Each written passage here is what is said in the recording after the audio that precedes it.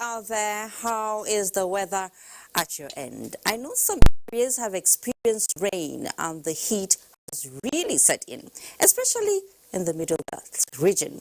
It's good to have you here on Newsextra, the program that brings to you the news with the extra touch. And tonight, we will continue with updates on the coronavirus that sneaked into the country and has kept our health managers on their toes.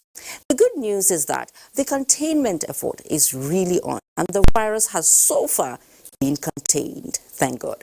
Remember the driver of the Italian that brought coronavirus to Nigeria and his threat to spread the virus? Well, there is something on him. Don't miss it. And of course, the Federal Executive Council has also did its thing today and came up with decisions to take the country to the next level. Major decision is the Abuja Kano gas pipeline project from the National Assembly Games to human angle stories from across the country. And we also have business-related news, education and sports. We have it all. So sit back for the package and don't be told. For the taste of the pudding is in the eating. I am Fatima Umbuba and I welcome you to Newsextra. The federal government has approved the issuance of a sovereign guarantee for a loan facility amounting to 85% of the $2.57 billion engineering procurement and construction contract for the Ajaokuta-Kaduna Kano gas pipeline project. The Minister of Finance, Budget and National Planning, Zainab Ahmed, announced this while briefing newsmen after the Federal Executive Council meeting, which also made other resolutions critical to the nation's economy. We'll bring you details in the course of the bulletin. In the meantime, leadership of the Senate has visited the isolation center in Gwagwalada, Federal Capital Territory, for inspection, during which President of the Senate, Ahmed Lawan, described the center as not ready to receive patients. Senator Lawan, who had met with the Minister of Health on Tuesday on the need to urgently establish isolation centers across the state, explained that the isolation center in Gwagwalada is not completed as the FCT and neighboring state have no structure to call isolation center.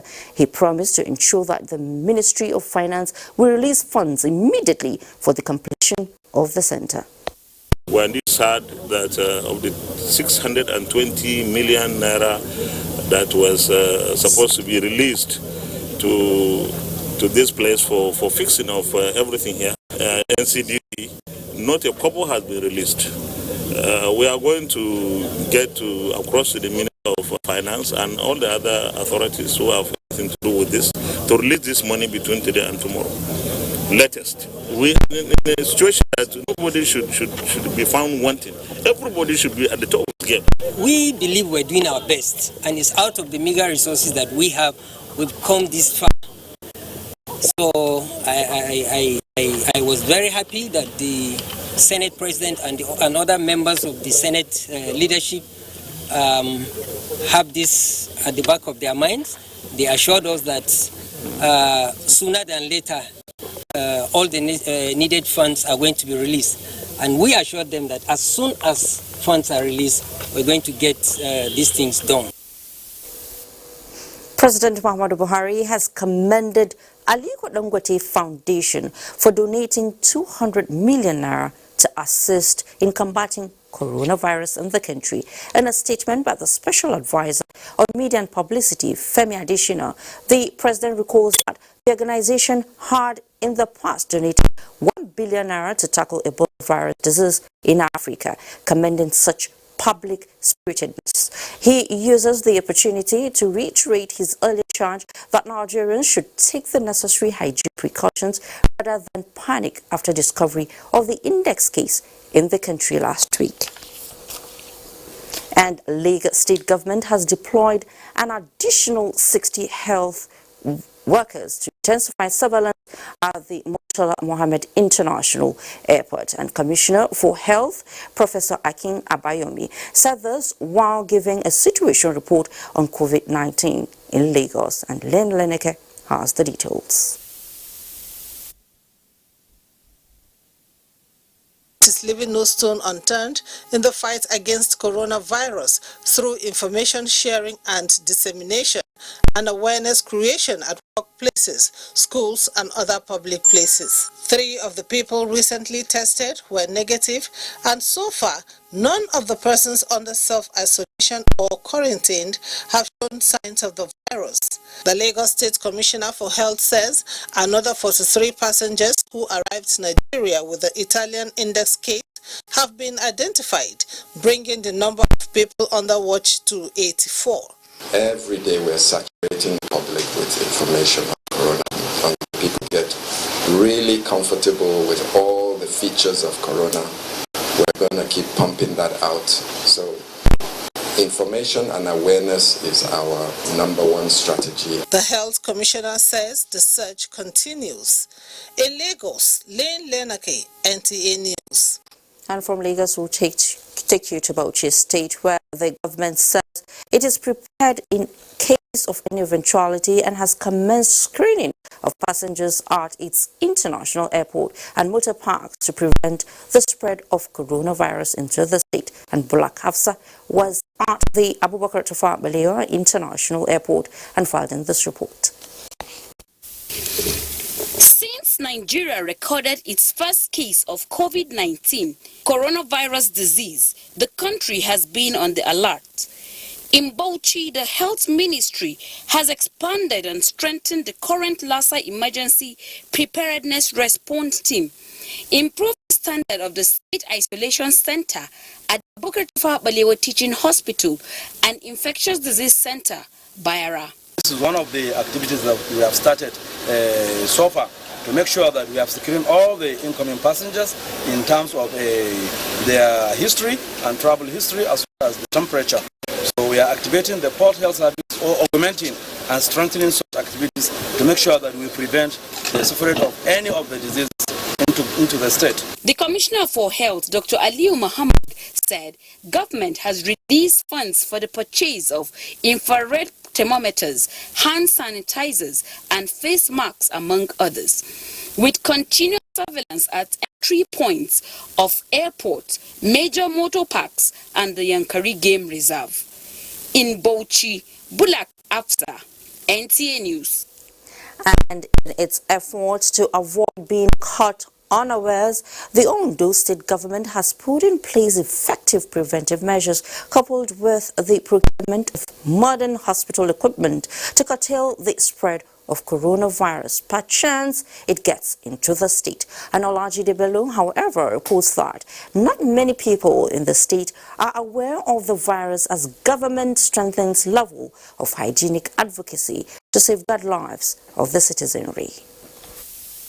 Since the first case of coronavirus was confirmed in Lagos, level of advocacy on personal hygiene has increased, while federal and many state governments are making arrangements on preventive measures to curtail the spread of the virus and other contagious disease. Much as these efforts are evident, the virus remains alien to the likes of Gabriel Adeyemo, a civil servant, and some other residents of Akure. I just hear about coronavirus, but I don't know anything about it. One of the entry points into the state that is being subjected to close monitoring is the Akure Airport, where health officials are not leaving anything to chance by screening passengers flying in and out of the state. To avoid any possible eventuality, the state government has initiated a purpose infectious disease hospital in Akure, where facilities for investigation and management have been put in place to attend to emergency cases. We don't have the laboratory here. We have built this laboratory so that all the patients that come, we're able to test them, take their blood sample and they are tested here. Yes, we can. Everybody can be rest assured that we are ready.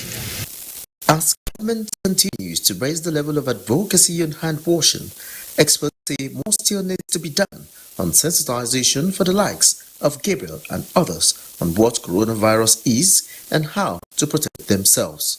From Akure, Olajide Bello, NTA News.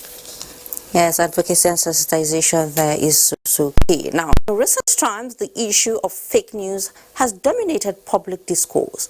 Many who spread the misinformation have had their way without any reported sanction, leaving the victims confused and also depressed.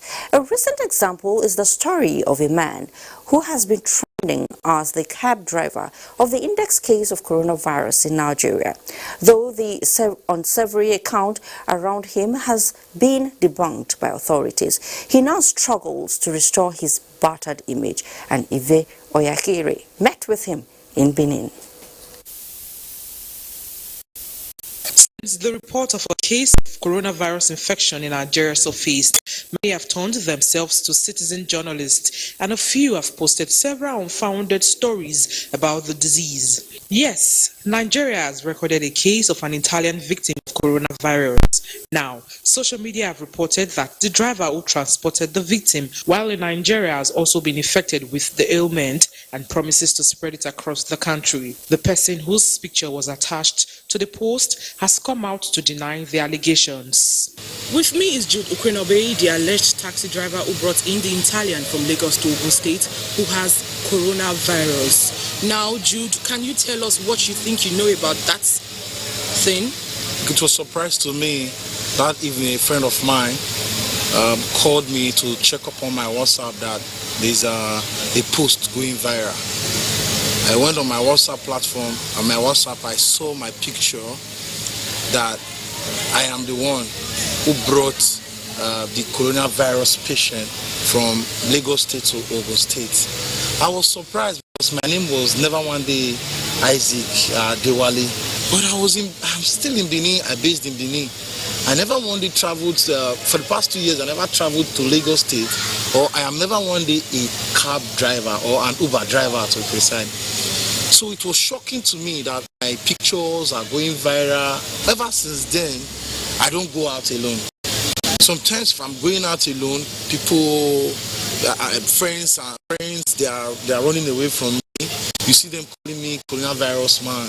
I don't know how I can take this off my head because it's a big stigma. Here is Jude's friend of over 15 years. Really is a wrong person because when I saw it, I know that Jude has not been to Lagos for the past 2 years, just as he said on his video. So I immediately dropped my video so that the whole public will be aware that this person is not the one that is affected by that coronavirus, not even the cabman. That information that has gone viral should be disregarded. Should be disregarded. That's not true. We know him very well. Very, very well. He's well known to us. The case of Jude Ukwenobe is one of the many cases of fake news which abound in our public space. This issue about fake news in Nigeria, it's something that Nigeria has to tackle on time, so that it will not tarnish people's image. I don't have coronavirus. Respondents are of the view that we appear to live in dangerous times thanks to mischief makers who wish to create a storm in a teacup. The coronavirus is a real difficulty. They therefore enjoin public to cooperate and give no chance for social media meddlers to poison the public space. In Benin, Ivie Oyahire, NTA News. Thank you, Ivie. It's quite unfortunate for him. That's what fake news is bad. So stop the fake news. Now, health is wealth. If you doubt that, try illness and see if you won't spend your last kobo to get healthy. And at this age of increasing pollution with global warming, people getting vulnerable to diseases, top priority is expected to be given to healthy living. The good news here is the recent commitment from the collaboration between Nigeria and the World Health Organization as the Ministry of Health launches Nigeria's health workforce country profile to achieve an efficient, effective and high-quality health service delivery. And Olushe Adiabo tells us more.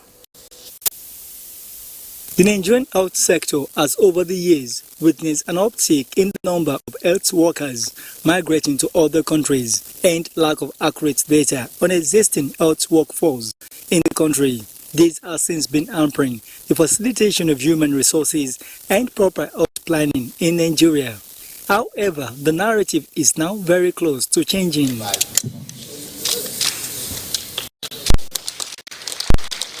The launch of the Nigerian Health Workforce Country Profile 2018 and handover of the Nigerian Health Workforce Registry is in collaboration with the World Health Organization (WHO) and other partners. This documentation is seen to have opened up some responsible factors to shortages experienced in the health system and making reachable information on health workforce for evidence-based management and planning.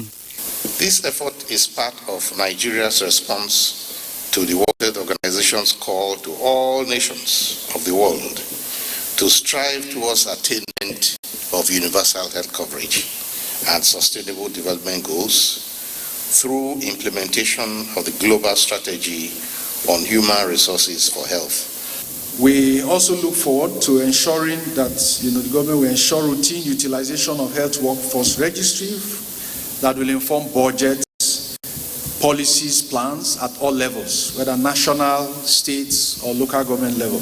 The Nigeria's National Health Workforce Registry, funded by the Canadian government, has already successfully registered 10 states' health workforce information.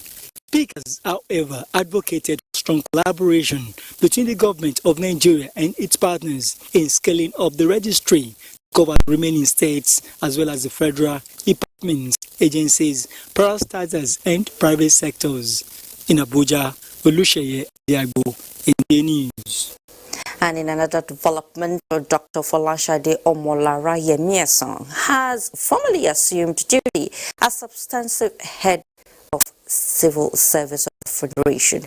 The new head of service was sworn in by President Muhammadu Buhari after the confirmation of her appointment last Friday. The State House correspondent Adamu Sambu reports that her swearing-in ceremony preceded the meeting of the Federal Executive Council.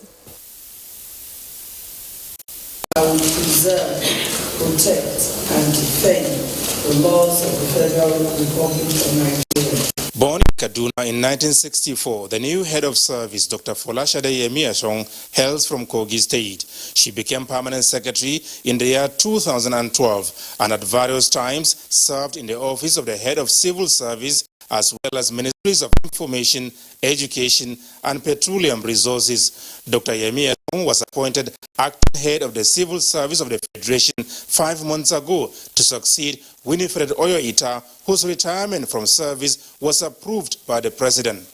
The new head of service has been engaged in efforts at enhancing the efficiency and integrity of the civil service, resuscitating service-wide training, as well as working on ways to better the relationship between ministers and permanent secretaries for enhanced service delivery. Congratulations. There was no presidential address at the swearing-in ceremony, but the appointee, Dr. Yemieson, told NTA News that she knows exactly what President Muhammadu Buhari wants in the civil service as the engine of growth. I'd like to assure him that by the grace of God, I will work to ensure that his programs, his projects come to fruition and that the service delivery is improved tremendously. Some permanent secretaries spoken to described the appointment of the new head of service, Dr. Folashade Yemieson, as well deserved. We are very hopeful she will give us the right leadership to ensure that we reposition the civil service in this country. I've had to work directly with her in the last 6-7 months. A very principled administrator who knows the service and the nitty-gritty of the public service. And she's so passionate about making the public service of the Federal Republic of Nigeria to be an excellent service delivery center. Dozens of other permanent secretaries, heads of departments and agencies, as well as family members were on hand to show solidarity. From the State House, Adamu Sambu, NTA News. And we wish her all the best. Now, anytime the issue of diversification of Nigeria's economy comes up, the agricultural sector readily comes to mind as an alternative. This was the picture on the floor of the Senate at Wednesday's plenary as the legislators consider a bill that seeks to establish the National Agricultural Development Fund. National Assembly correspondent Ignatius Nkwo reports. It was a day of second reading of bills in the Senate. 2 bills bordering on agricultural development were considered and passed through second reading. The National Agricultural Development Fund Establishment Bill, sponsored by Senator Abdullahi Adamu, led the pack, while the establishment of Federal University of Agriculture, Dambata, Kano State, sponsored by Senator Jibrin Barau, was also considered. It will be difficult to achieve agricultural productivity and value addition required for industrial development without sustainable funding. If this bill is passed into law, it will permanently put a structure in place that will take care of agricultural funding in Nigeria. The university will provide holistic development of agricultural education, knowledge, skills, and telescopic vision. This is a salvation to the economy of Nigeria and, of course, job creation for our people, in addition to, of course, the food security that we need so much in our country.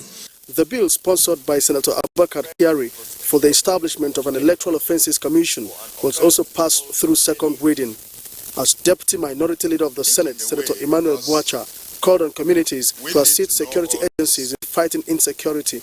INEC failure to prosecute even 1% of the 870,000 alleged electoral offences in the 2011 general elections is an affirmation of the necessity of a paradigm shift on how we deal with electoral offences. At the point of public hearing, we can now put in the necessary adjustments and contributions with regards to whether it's going to be a commission or a tribunal.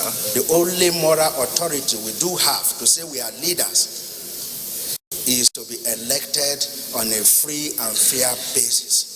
The communities must also understand that they must wake up and compliment the military.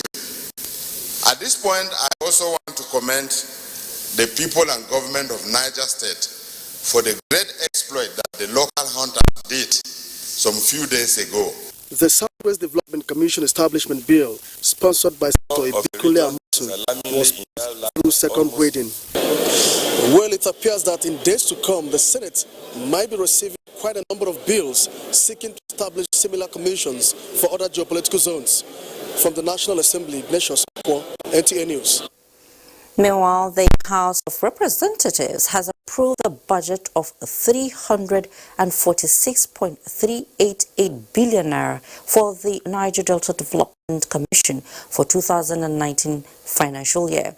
To end on May 31st, 2020, National Assembly correspondent Lami Ali reports that 306.500 billion naira of that amount is for development projects in the Niger Delta region.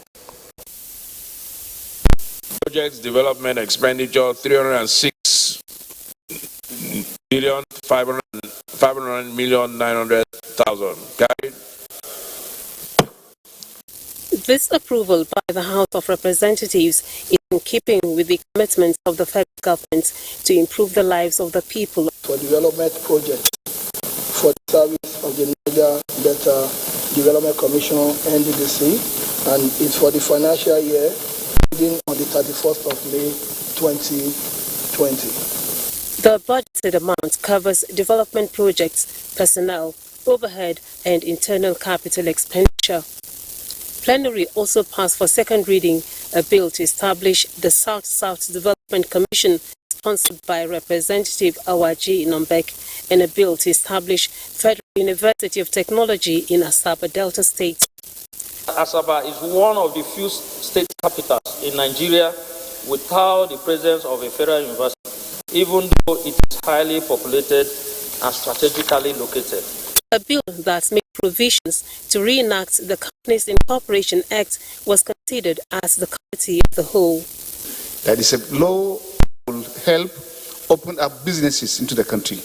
As the largest economy in Africa, we also need a legal regulatory framework that promotes enterprise, growth, and the right of conditions for investment and employment. Meanwhile, the House has urged the federal government to direct the installation of the floating dockyard at Okirinkoko Delta State, acquired at the sum of 50 billion naira. The floating dock project was really considered and approved by the Federal Executive Council at its 37th meeting on October 23, 2013.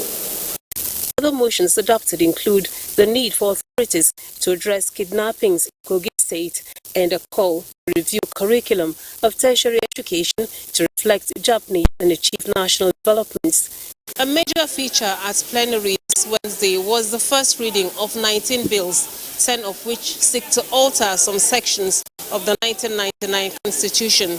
From the National Assembly, Lami Ali, NTA News. A federal Capital Territory High Court in Jabi, Abuja, has granted order of interim injunction stopping Adams Oshomole from parading himself as the inaugural chairman of the All Progressives Congress, ruling on the application brought before the court by Mustafa Salihu and 5 others. Justice Danladi Senchi granted the order on the ground that the plaintiffs have been able to show that Adams Oshomole was suspended by his ward, Estako West Ward 10 in Edo State. Justice Senchi adds that political parties must be bound by their constitutions and having been suspended by his ward. Adams Oshomole is restrained from functioning as the national chairman of the party pending the hearing and determination of the substantive suit. Hearing on the matter has been fixed for the 7th and 8th of April 2020. Is that from this very moment, the first defendant, Mr. Adams Oshomole, ceases to be the chairman of APC. That's what it means. At least it's an interlocutory injunction. What it means is that until the substantive suit is decided, he can no longer act as the chairman of APC from this very moment, as the court has ruled. Deben Dodo did not comment. Meanwhile, the acting national secretary of the All Progressives Congress, Victor Gadom, says the party will respect all lawful court orders. Law-abiding party, we will respect all lawful court order and progress from that point.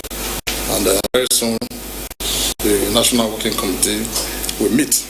And you will hear further from the party. But just to say that the All Progressive Congress will respect all lawful order of courts. And the National Working Committee of the All Progressive Congress has approved the nomination of Architect Waziri Bulama as the party's acting national secretary. A statement by the party's national publicity secretary, Larry Saonilu, says the decision was reached on January 14, 2020, during the meeting of the NWC at the party's national secretariat, following the resignation of Maimalabuni as the party's national secretary in May 2019, prior to his election as the governor of Yobe State. The party subsequently gave notice for a replacement from the zone. The NWC was also approved the nomination of Senator Abiola Ajimobi as the Deputy National Chairman South and Mr. Paul Chukwuma as the National Auditor, following nominations from the respective zones. We'll take a short break now. When we return, a grateful neighbor salutes the big brother as Cameroonian refugees find refuge in Nigerian border towns, plus abandoned and left to fend for themselves around dump hills, the plight of the mentally ill in parts of Nigeria. A bold reporter, however, takes a closer look. We'll be right back.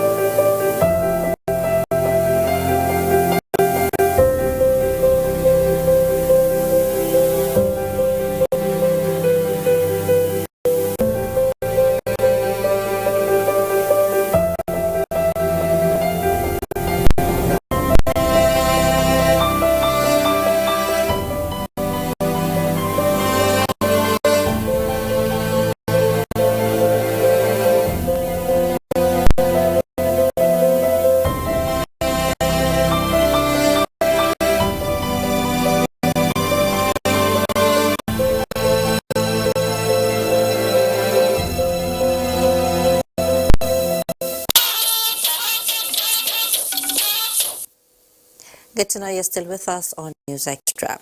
We now take you back to the report by our State House correspondent Adam Musambo on FEC deliberations today. The meeting presided over by President Muhammadu Buhari deliberated extensively on the joint memorandum submitted by the Ministries of Finance, Budget and National Planning, as well as Petroleum Resources on financing the Ajaokuta-Kaduna-Kano gas pipeline project. The contract, initially approved by Council in 2017 at $2.89 billion, has now been revised downwards to $2.57 billion, equivalent to a 10% discount. NNPC is required to pay 15% of the contract amount, while the remaining 85% will be provided by China Shore of China in form of a loan facility at an interest rate of 3.7%, with a 12-year repayment period and a 3-year moratorium. Finance Minister Zainab Ahmed said an extensive review of the project has been made, and the government is satisfied that the cash flows from the gas pipeline project, when completed, will be sufficient for repayment of the loan facility.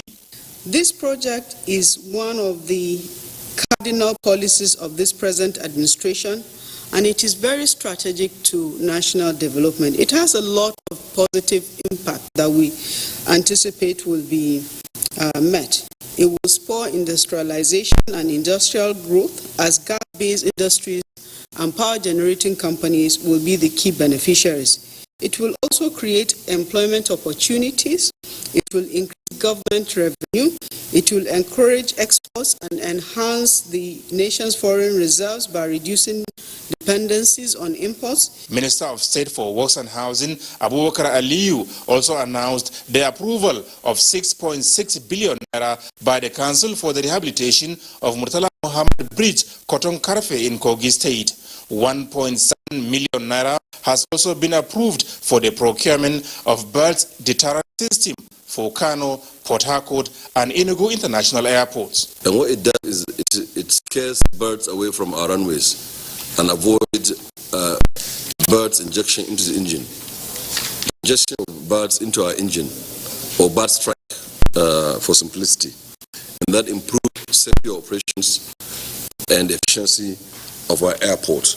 On his part, the Minister of Science and Technology, Dr. Agbanaya Onu, who gave account of his stewardship to the Council, takes pride in the discovery of what he called solar-powered voting solutions towards achieving credible elections in Nigeria. The machine is designed in a way that will make it possible for us as a nation, if we want to conduct all our elections, 7 elections, in one day at the same time, we can do so, addressing many of the problems that we have today in the conduct of our elections. We are still working to further improve the system. Health Minister Dr. Osage Ihanere, who also briefed the Council on his performance, spoke at length on the aspirations and plans towards increasing the number of primary healthcare centers in the country and adequately funding them to effectively serve areas of need. The administration of President Muhammadu Buhari has made that a priority. Many primary healthcare centers have been revitalized. They are working.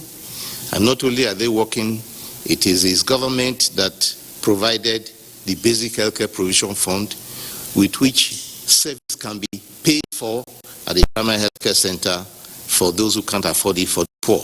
You can have free delivery, free antenatal, free treatment of under 5-year-old, free malaria treatment for everybody. The minister announced that about 1 billion naira has been released to the Center for Disease Control through extra budgetary allocation for the procurement of all it requires for health emergencies. From the State House, Adamu Sambu, NTA News. Many thanks, Adamu Sambu. Now, once a big brother is always a big brother. That is what Nigeria has been to the rest of Africa.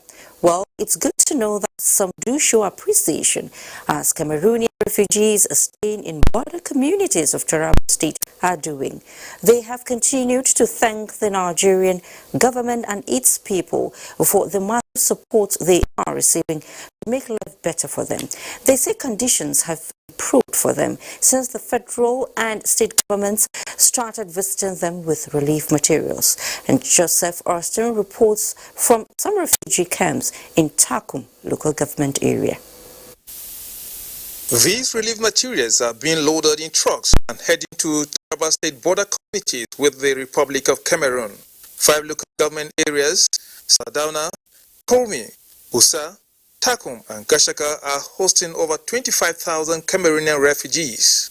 As the materials arrive and are being distributed, emotions took over the faces of the beneficiaries who were full of gratitude to the people of Nigeria for their support.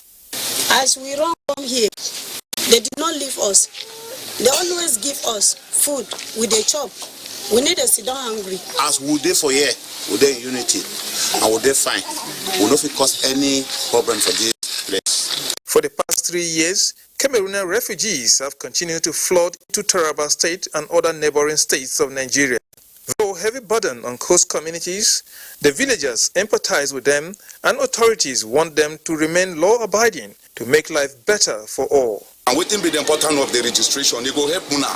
If una dey waka within this country, this Nigeria, so when I get waiting, una go present say una be refugee. Immigration no go harass una. Police no go harass una.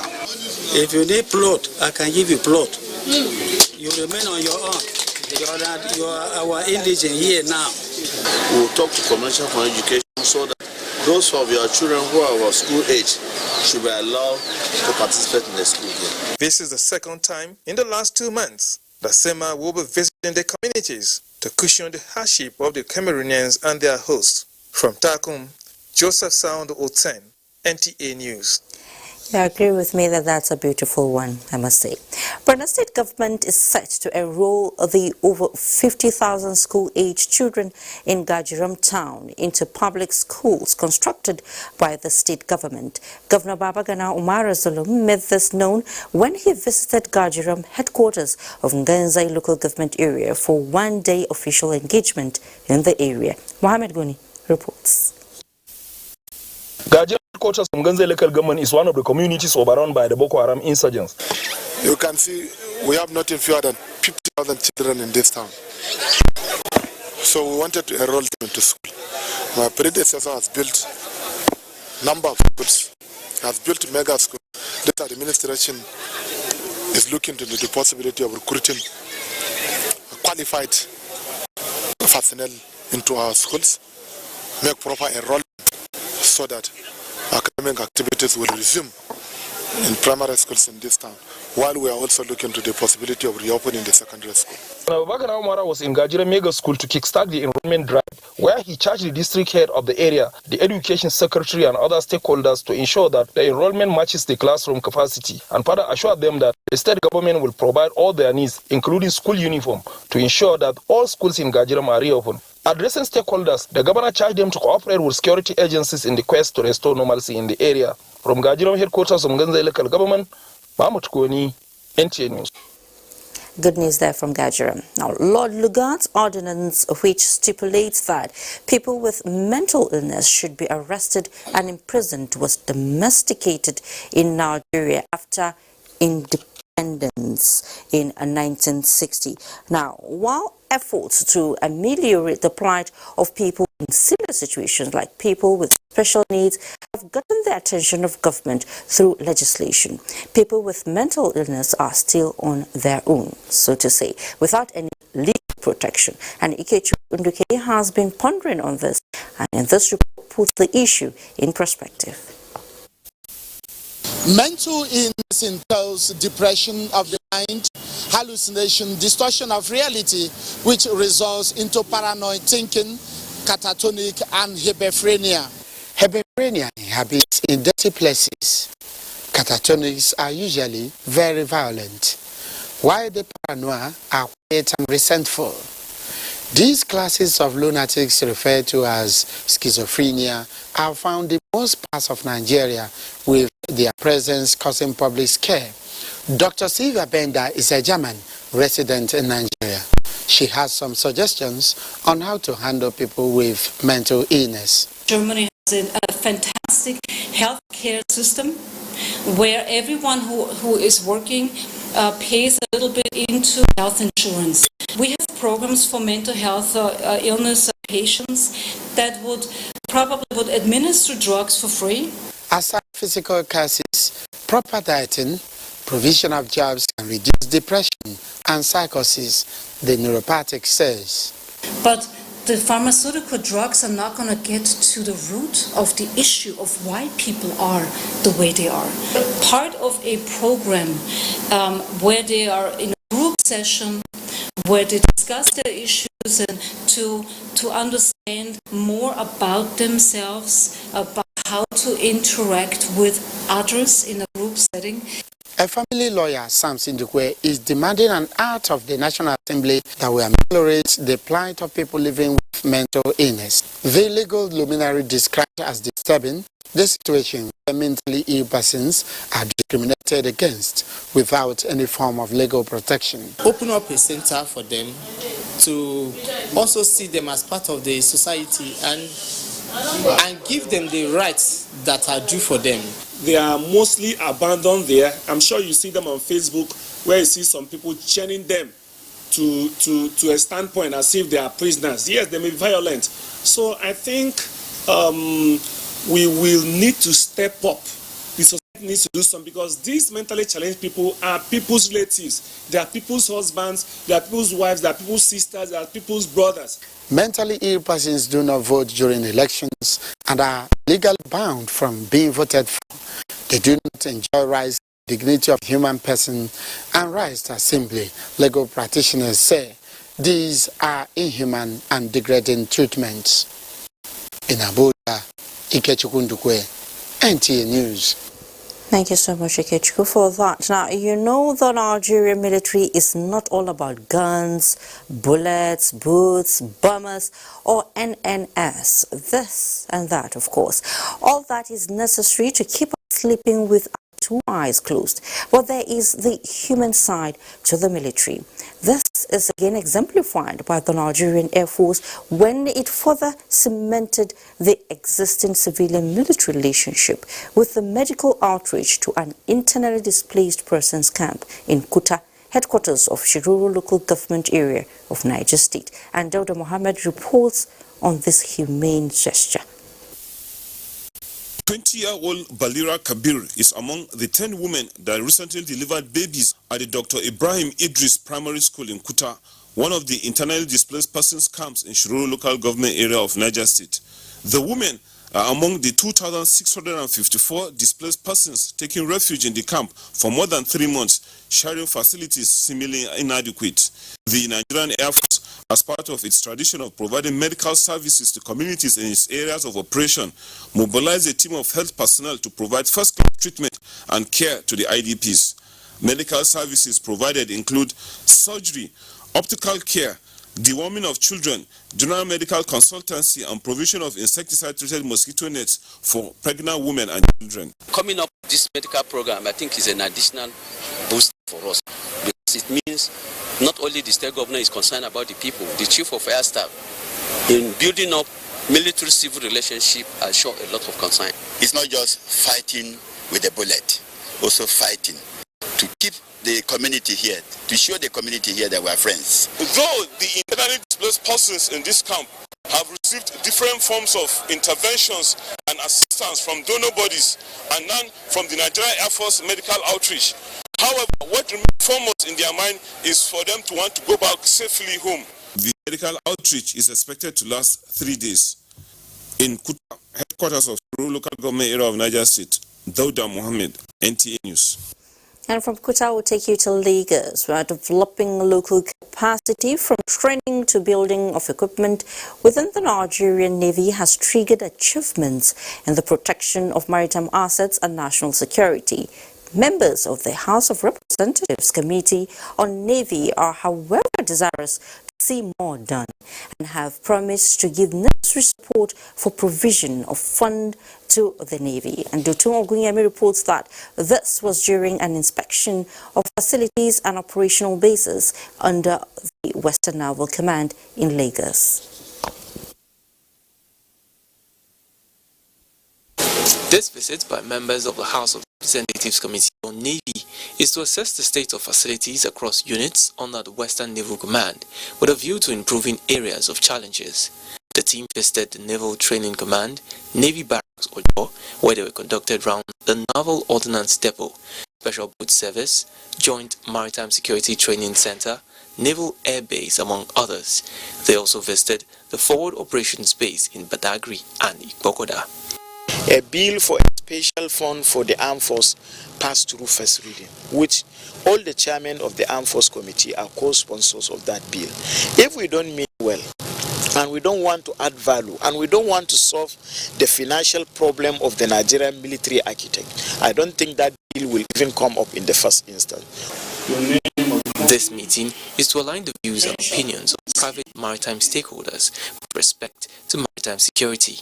It's all an effort to make sure that stakeholders, all relevant stakeholders, work together with the Nigerian Navy to ensure that we provide a safe and secure maritime environment for you to do your businesses.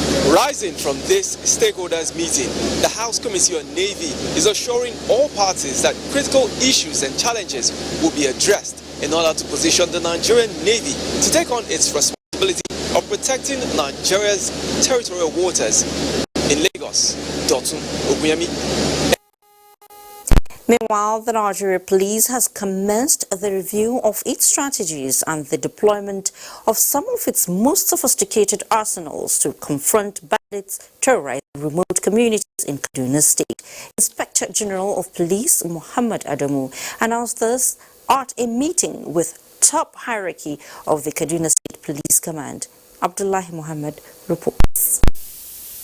A devastating attack on 5 communities about 50 kilometers away from the city of Kaduna came as a surprise to many, and all the people living in those kind of areas want to hear from the security agencies at this point in time are reassuring words and action.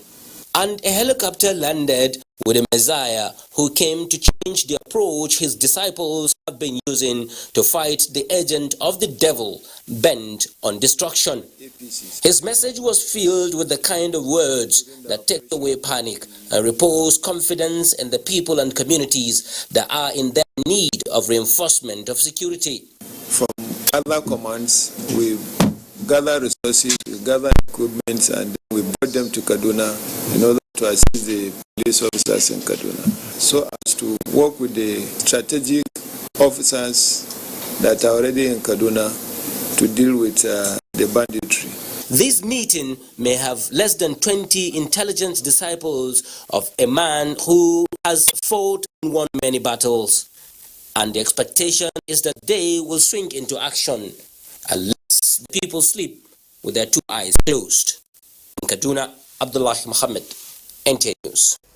Thank you, Abdullahi. And you are still watching News Extra on the NTA. And when we return, fishing for tourism. Arugungu Fishing Festival hooks in new admirers as Kebbi wets appetite in Abuja. Stay with us.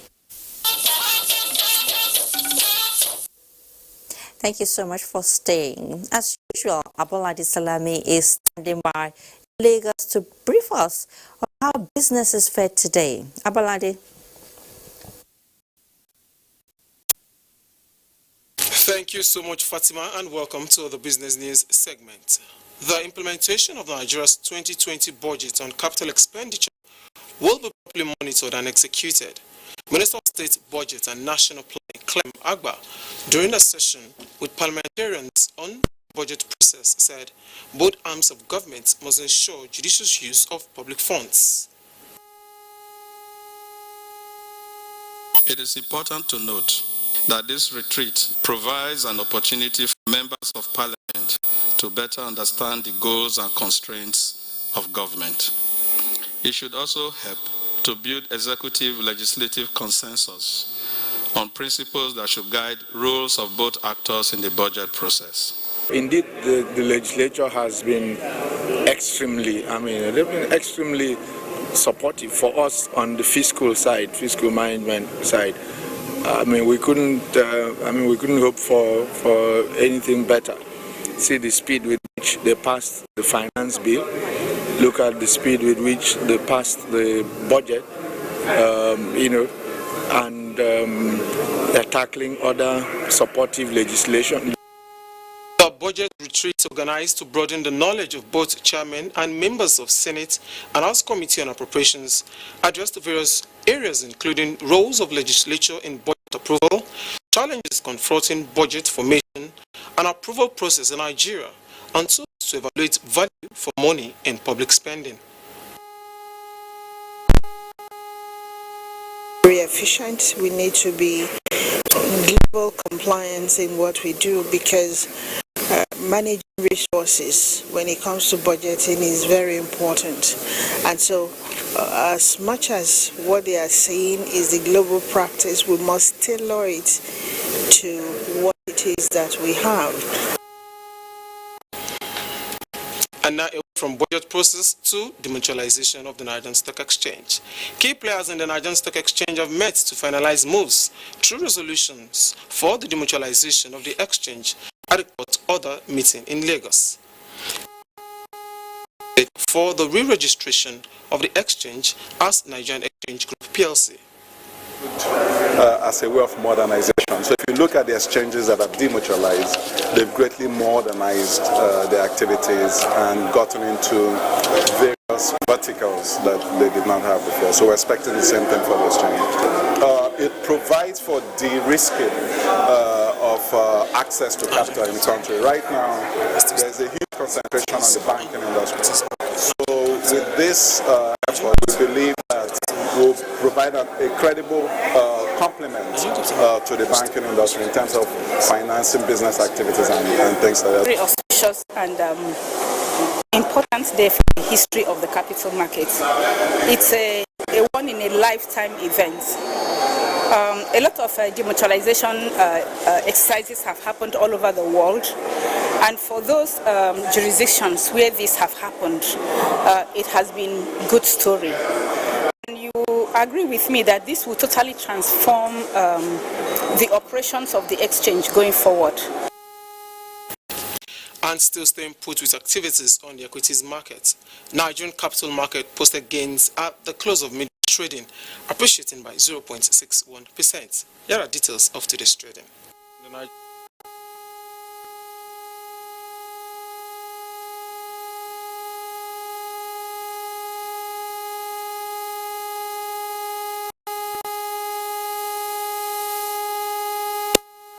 The marginal growth performance in the Nigerian capital market.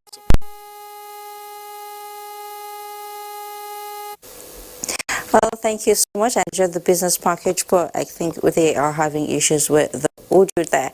Now, OPEC Secretary General Mohammed Sanusi Barkindo says downward spiral plunging of global oil price is one of the worst experiences of the organization in recent time, with second quarter forecast not bright. However, OPEC, he says, is looking at working out a consensus to overcome challenges in the global market. Lydia Sampson is standing by with an overview of these and other highlights on OPEC.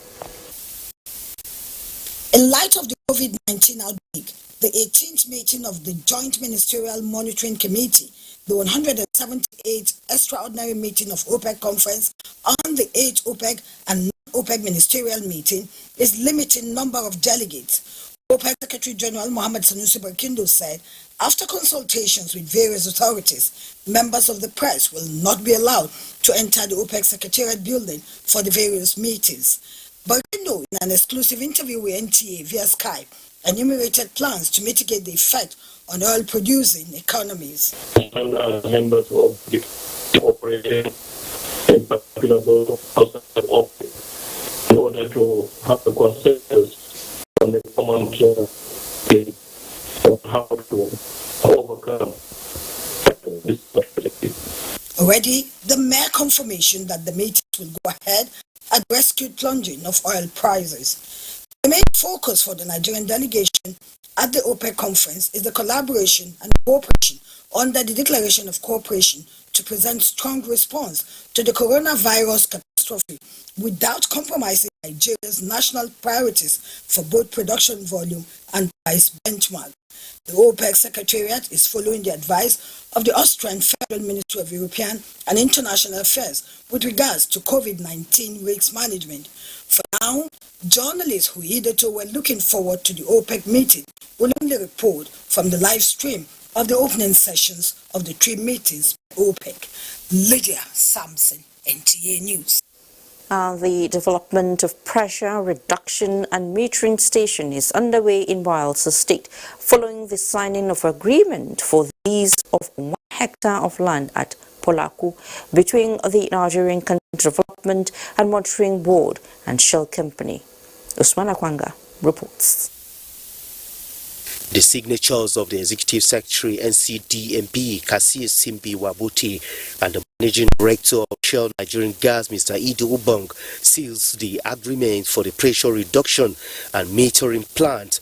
It is to aid the distribution of part of gas from Shell's Bahrain will be integrated oil and gas development plant for domestic utilization. The Executive Secretary explains that the new development will serve as a catalyst for the availability and distribution of natural gas to domestic users in South-South region. It will be kind of an offshoot of a gas industrial setting that we are looking at.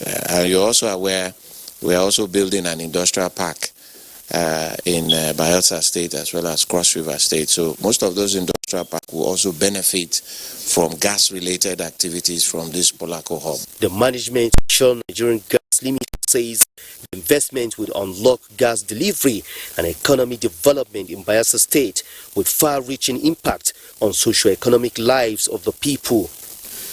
This will be the first time that we'll be distributing gas locally in Bayelsa State. It's a significant moment for us as Shell because we've had a big gas facility in Bahrain for a long time. So now the gas will begin to get distributed within the local community. We hope that it allows more manufacturing and industrial plants to rise up, create jobs, and sort of improve the socio-economic welfare of Bayelsa.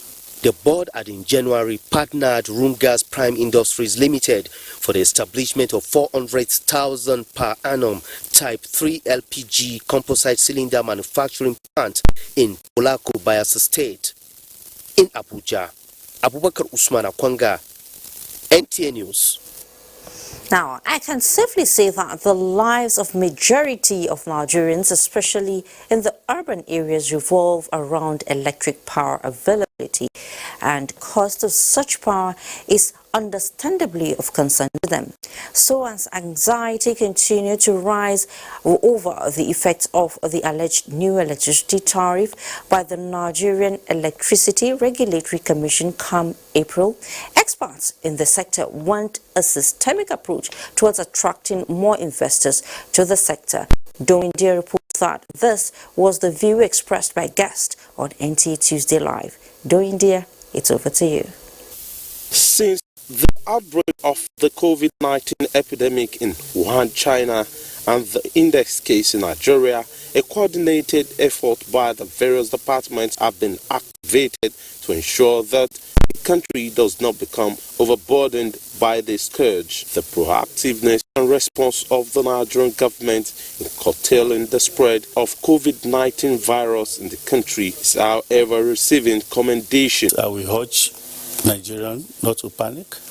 The Federal Ministry of Health and the NCDC are on top of this situation. The program also explained the new electricity tariff by the Nigerian Electricity Regulation Commission for 11 electricity distributing companies in the country, with growing concerns raised by end users who are the receiving end guests on the program of the opinion that proper funding of the sector is one sure way to address the issues of overbilling, low distribution of the prepaid metering system, and other irregularities in the sector. When MITO fixed the megawatt for 5,000, my company was supposed to be receiving 760 megawatts per day.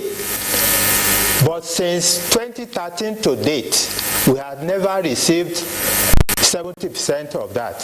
It behooved on the regulator to say, look, if the these schools are not able to actually close the gap as fast as possible, because until you have proper metering, adequate metering, the liquidity in the market that will actually drive the entire market will not be there. World Bank, GIZ, many donors, many countries, organizations are giving loan for this sector.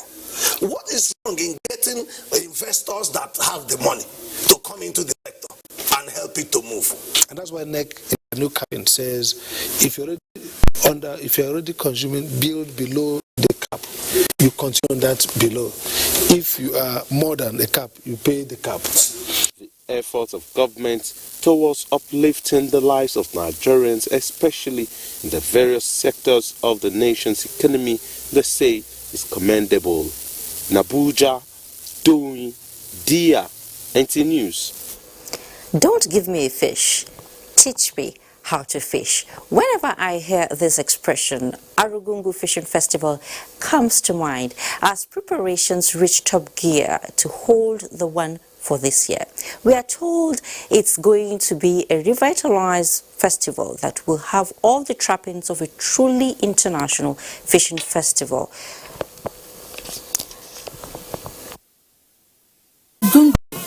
A name on the lips of those who love culture and are choosers to keep about nature.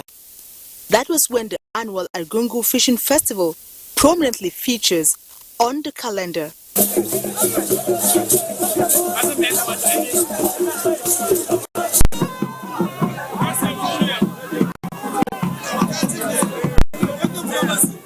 The international festival not only put Nigeria on the global tourism activities, but also designated by United Nations Educational, Scientific and Cultural Organizations, UNESCO. The good news now is that Arugungu Fishing Festival is coming back to life 10 years after its suspension following insecurity, infrastructural decay and shrinking water in the river. Project the cultural heritage of the diverse peoples of Nigeria to the world and create jobs, income, and positive awareness. Arugungu Fishing Festival is coming with a bang.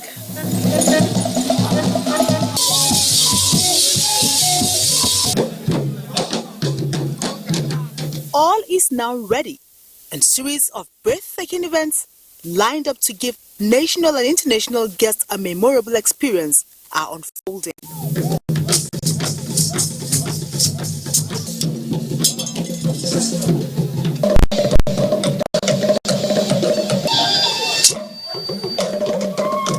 If this is just a tip of the iceberg, then the main event slated for later in the year promises to be a must-watch experience that will be worth the while.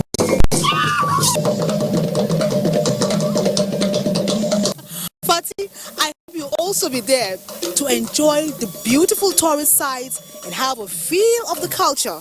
Hope to see you there. Well, so my drama queen, I would sure be there by the special grace of God. You know, I love culture. I love to celebrate culture. And you know, NTA always has a way of celebrating culture and unity. Now it's time for us to take another break. Newsextra continues shortly. COVID-19 transmission is mostly through droplets from sneezing and saliva. The most effective way to protect yourself from the virus is to practice good personal hygiene. Wash hands with soap under running water or use an alcohol-based sanitizer if water is not available. Maintain at least 2 meters distance between yourself and anyone who is coughing or sneezing. Cover your mouth and nose with your elbow or tissue when you cough or sneeze. Dispose of the used tissue immediately. If you have traveled recently to a country with COVID-19 outbreak in the last 14 days and you have a fever, cough, or breathing difficulty, call NCDC toll-free numbers before going to the hospital. This message is from the National Orientation Agency.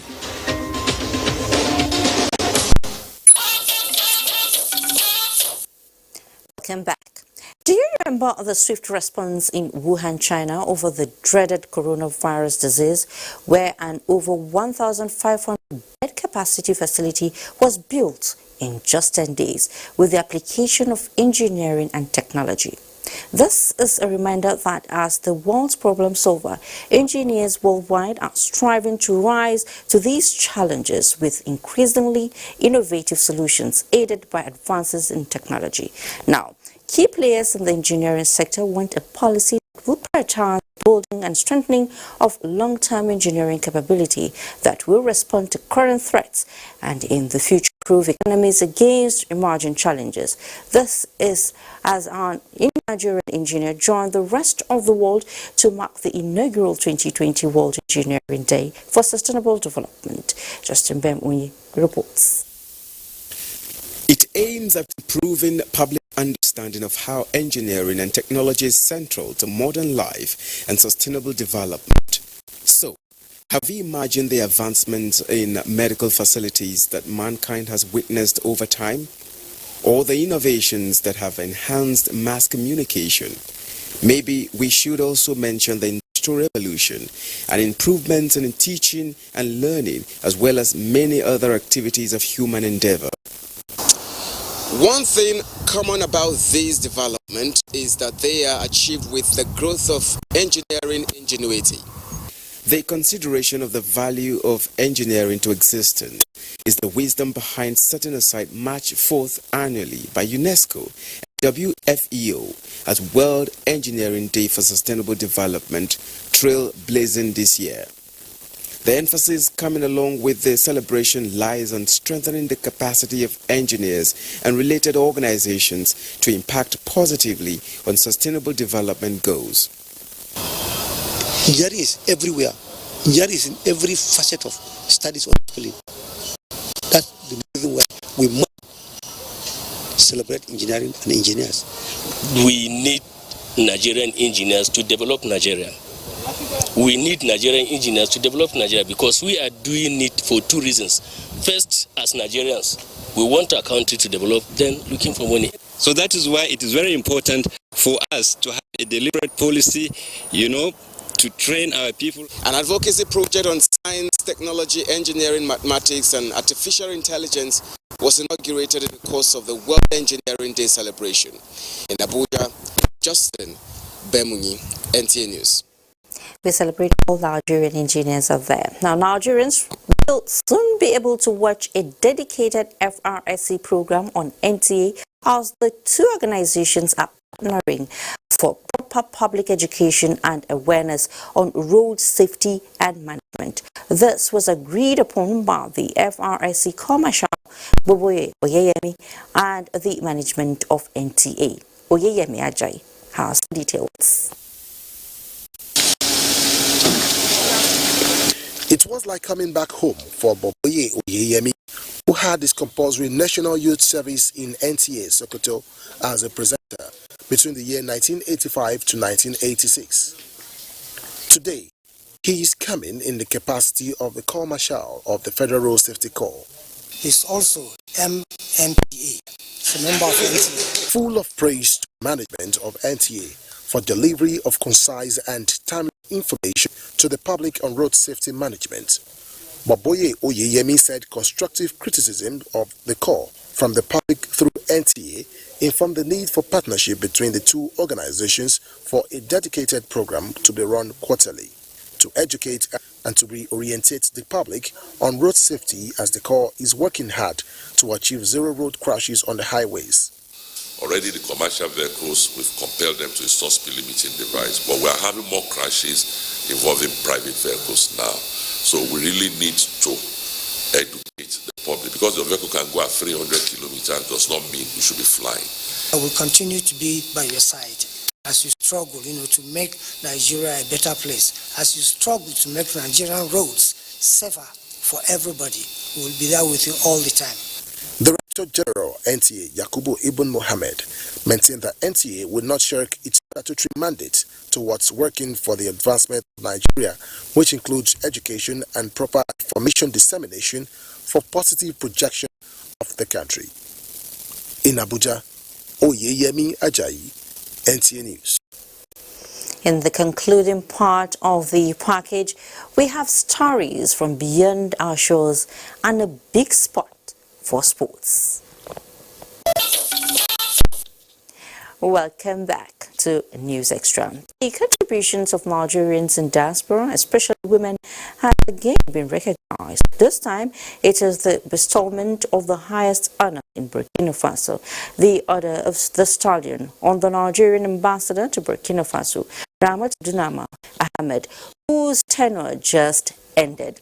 The ceremony, which was performed by the Burkina Faso's Foreign Affairs Minister Alpha Bari, was used to appreciate the contributions of Ambassador Ramotu and indeed Nigeria to peace, regional stability and the development of Africa. The President of Burkina Faso especially thanked the outgoing ambassador for the role played in strengthening the relationship between Nigeria and Burkina Faso.